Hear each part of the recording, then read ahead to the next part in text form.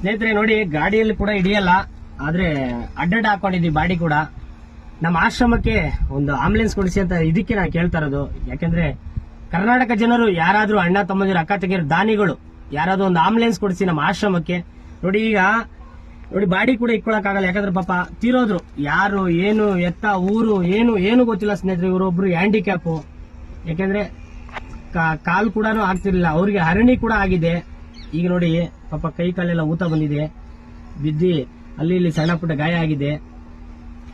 ಇಂಥವ್ರನ್ನ ಕರೆ ತಂದು ನಾವು ಸಾಕ್ತಾ ಇದ್ವಿ. ಜನಸೇವಕ ಆಶ್ರಮದಲ್ಲಿ ಆಟೋ ಗಂಗಾಧರ್ ಒಂದು ಆಂಬುಲೆನ್ಸ್ ಕೊಡಿಸಿ ದಯವಿಟ್ಟು ಈ ವಿಡಿಯೋನ ಪ್ರತಿಯೊಬ್ರು ಶೇರ್ ಮಾಡಿ.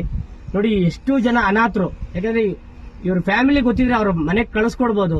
ನೋಡಿ ಈ ದಿನ ಡೆತ್ ಆಗಿದ್ದಾರೆ. ಈಗ ನಮ್ಮ ನಲ್ಮಂಗಲ ಸರ್ಕಾರಿ ಆಸ್ಪತ್ರೆಗೆ ಬಾಡಿನ ಕರ್ಕೊಂಡು ಹೋಗ್ತೀನಿ, ತಗೊಂಡೋಗಿ ಚೆಕ್ ಮಾಡಿಸಿ ಅಲ್ಲಿ ಫ್ರೀಸರ್ ಅಲ್ಲಿ ಇಕ್ಸಿ ಒಂದು ಸ್ಟೇಷನ್ಗೆ ಹೋಗಿ ಒಂದು FIR ಮಾಡಿಸಿ ಈ ಕಾರ್ಯನ ಮುಂದುವರಿಸಬೇಕು.